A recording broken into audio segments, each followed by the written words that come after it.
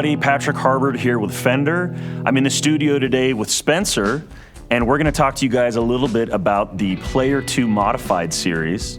So this is a series that takes everything that was great about the Player 2 series, which we launched last year. And Spencer, you actually did some demos for us for that. I did, and they were great. Those are great guitars. I love the Player 2 series, and a lot of people love the Player 2 series. So I'm very excited to see how Fender has elevated that even further with the Player 2 Modified.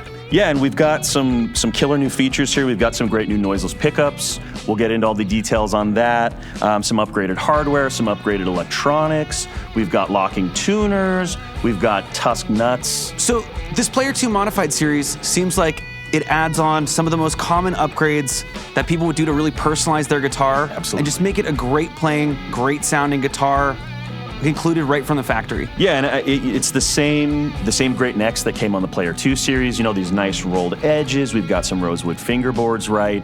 We've got some great new models that we've added to the line as well. You're holding the Tele SH right there. Awesome. We've got the Floyd Rose HSS Strat in the back. So yeah, that's for rock and roll. Yeah, so you know what? Let's just dive into the Strats then. Perfect.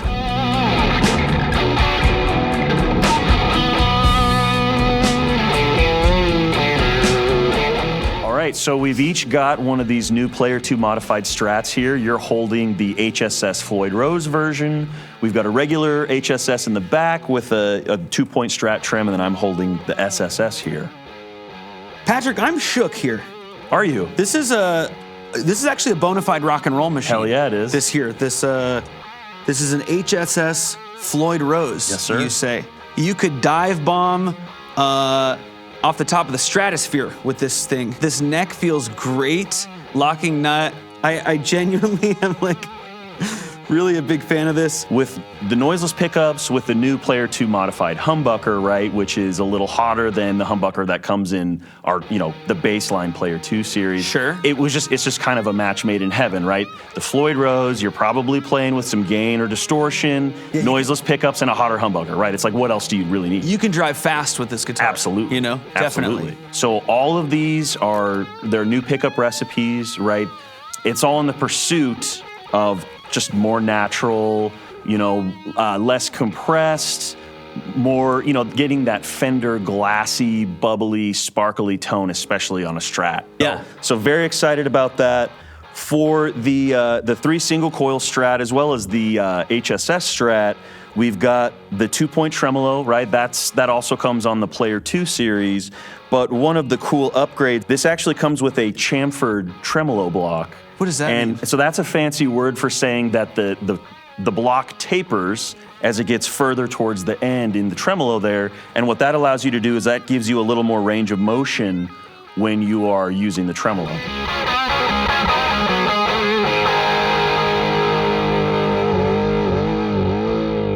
So in addition to the noiseless pickups, we've also got some under the hood upgraded electronics. So the one that you might notice if you were to cast a discerning eye down to your controls is we've got a push-pull switch here on the second tone pot. And so for the guitar that I'm holding, the SSS Strat, that's going to add the neck when you're in the bridge positions, right? When you're either in position 1 or 2, right? So you can kind of do, especially in position 1, you can kind of do the Tele thing, right? The Tele position, the middle position thing. So that is something that has, typically like an impossible task with standard Strat wiring. Right. Typically, Correct. You could pull a 5-way switch off the line. You can't do it. Right. But now you can. Yes. So for you, for the HSS Floyd Rose there, so that's going to split that bridge humbucker. That's going to tap the coil, right? Very cool.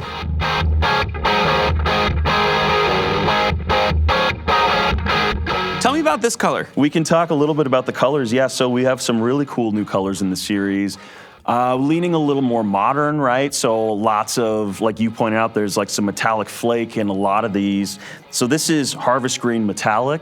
It looks fantastic with the black pickguard or on a rosewood model. It's just mean looking. Yeah. And it's so rich and beautiful and really excited about that. And looking at these, if you were to walk into a store and see these, I would assume these were owned by someone who modified them. This does not look, this color and these color pickups and this color pick guard and these color knobs doesn't look like something that you could buy straight off the line.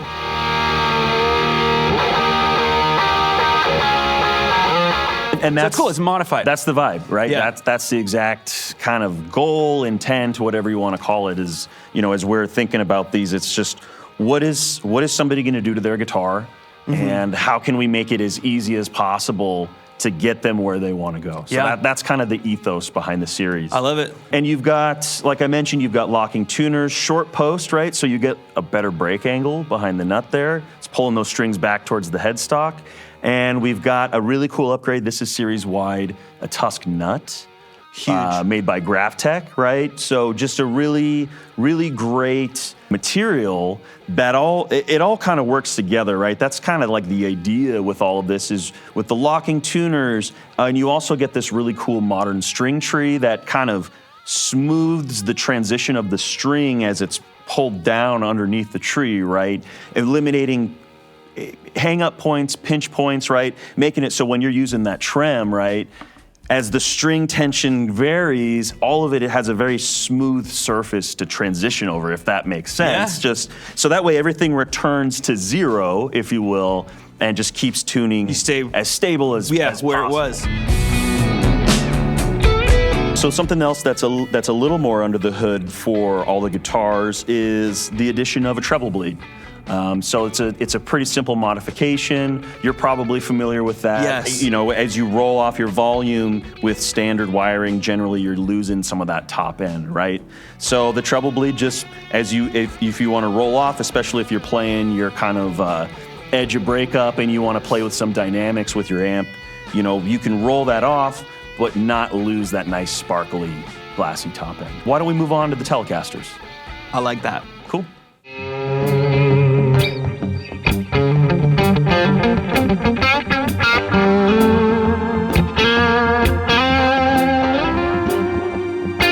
Spencer, you are holding the Tele SH in your hands.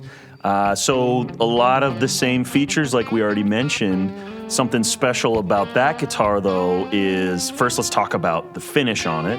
So that has what we're calling our dusk finish, which kind of looks black, right? Just at first glance. I thought it was at first, but now I'm seeing in the light, this is a really nice, very deep purple color I can see on top. Yeah, there's some purple metallic flake in there that's really, really subtle. So yeah, if you were to pop that push pot there, that push pull pot on your tone control, when you pull the pot out, it actually overrides the three-way switch and will put the pickups in series, no matter where you are, and basically turning these noiseless pickups into a giant humbucker. And it'll give you a nice output bump, and it'll give you a nice little mid-range bump. So it'll be a little hairier. Yeah, that, like I mentioned, that's going to split the humbucker in the neck, so you can get your classic Tele position 2 and single coil neck tones. A lot of flexibility, a lot of versatility there. And depending on lighting conditions, different appearance of the top. Okay, very, very cool. So Patrick, this is really interesting. The wiring modification of this Player 2 modified series for the single coil Tele is really innovative to me. That is such a cool idea for that push-pull. I'm kind of blown away by the ingenuity to see that on a factory guitar. Yeah, that's very cool. Actually, what we should talk about is the Player 2 modified humbuckers a little bit. They're an evolution of the Player 2 humbuckers, right? That come on the HSS Strat, and we have an HH Tele in there. So this is it's a tweak, right? There's a little bit of an output bump, right? Or they're a little hotter. So if someone was unfamiliar with the Player 2 series, how would you describe the humbucker to them, just in a general sense? This is a mid-gain humbucker, or I think a bluesy, I think that's good for rock or pop, or... I think that's a pretty good description, kind of mid, maybe a little hotter than mid-gain, but still, not in the high output territory. And yeah, it's beefy, it's very dynamic, And next up, we're going to get into the basses.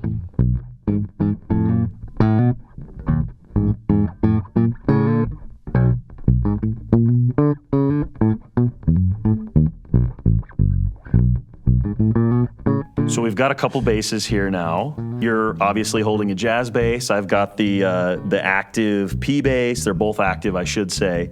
And just starting at the headstock, and we can work our way down. We've got some new tuners for the basses in this series. So if you were to look on the back, you'd see that they're kind of that classic Fender open gear design, right? But if you look on the front here, on the headstock, you'll notice that the shafts for the string wraps, it actually tapers down as you get closer to the headstock, right? So it's kind of this like reverse, like funnel shape. Mm-hmm. And what that's doing is, as you add winds, as you add tension to the strings, it's going to push those down closer to the headstock. Same with the guitars, you get the same great player necks, right? Super comfortable satin on the back of the neck with that modern C neck shape. We've got the high mass bridge here, right, which is huge. It's an awesome upgrade. Obviously that's going to give you some more fundamental, some more sustain, right? So the sustain on that is huge. It's just beefy, big upgrade, big, right? So that's killer. And then we've got some new electronics. As with the guitars, we have new pickups. So we have a new noiseless jazz bass bridge pickup, it's the same pickup is shared between the jazz bass that you're holding and the P bass, right? And then we've got a Player 2 modified P bass pickup. So these are not, the individual coils here aren't noiseless, but it's wired to be noiseless, right? You're gonna get that nice thumpy, chunky P bass tone, right? And then you get a nice growly, kind of like lower mids jazz bass bridge pickup tone here on the PJ. And the jazz bass, the noiseless jazz bass pickups, those are both noiseless, right?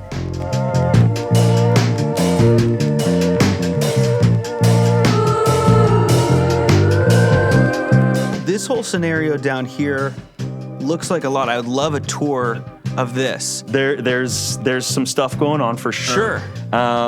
So your normal kind of your master volume control, right? So then you've got a blend knob, and that's gonna allow you to blend towards the middle pickup, right? The middle P, or if you've rolled it all the way back, you've got it on the bridge pickup. One of the things that's very cool about this preamp is the addition of a tone control that works if you're active or passive.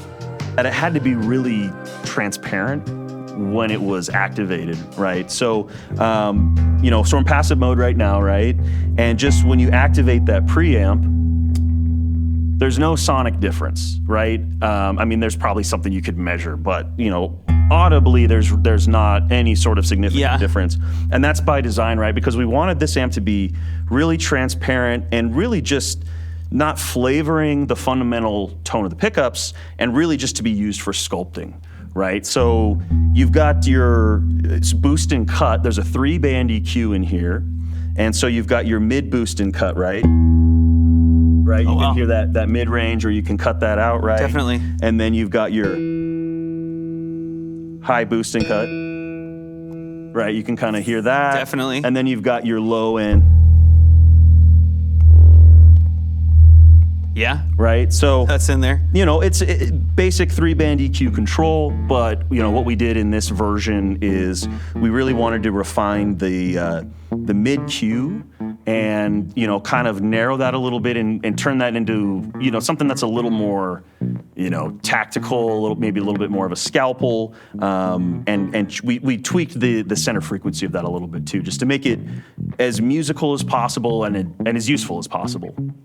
So is it safe to say it's like a 3-band EQ with an overall tone control? Correct. Okay. So you still can kind of roll off that top end like you would with a regular tone control on a that makes this seem way less daunting to a Philistine such as myself. And then boom, you're out of active mode, you're back in passive mode, and then you're just, riding your tone control however you need. Very cool. So.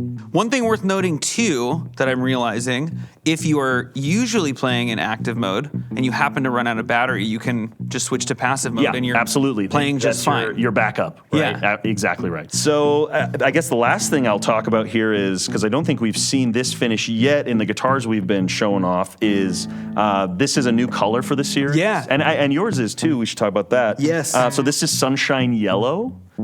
There is some small metallic flake in here that, again, when you get that under the right stage lights, you get a little sunlight on it, you get a little bright light on it, you can see that it really pops, and it just adds some really nice depth and texture to the color. And then you are holding an electric blue jazz bass, and that's just a bright, fun color. It's just a nice little splash, nice little pop of blue for the series. David Lee Roth once said, doesn't matter if you win or lose, it just matters how you look doing it. These are interesting finishes. They're not like your standard run-of-the-mill on any of these models, which I think, is a testament to the nature of the modified series. I think if I could say one more thing on all of these, I don't know if we've touched on it, but really briefly, the back of these necks feel great. Yes. It's like a really nice, super smooth satin. Yeah, there's nothing. Yeah. There's nothing slow or sticky feeling. Every single neck in this series has felt so nice and modern. So I felt that with everyone we've looked at today, and I think that's worth noting. Yeah, they're great instruments, great necks. So Spencer, before we wrap up here, I just kind of wanted to reiterate that when you take these guitars in their totality of all of these upgrades, right? And you do that math, even just the quick mental math of, if I was to go out and buy new hardware and new tuners and noiseless pickups and all that, right? Sure.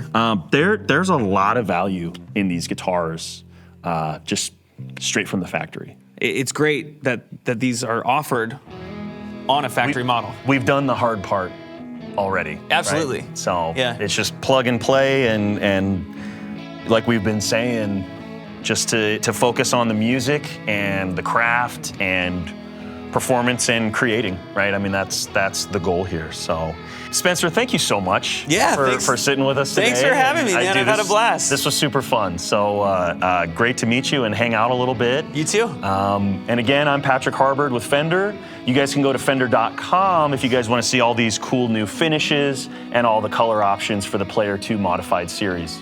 Thanks so much.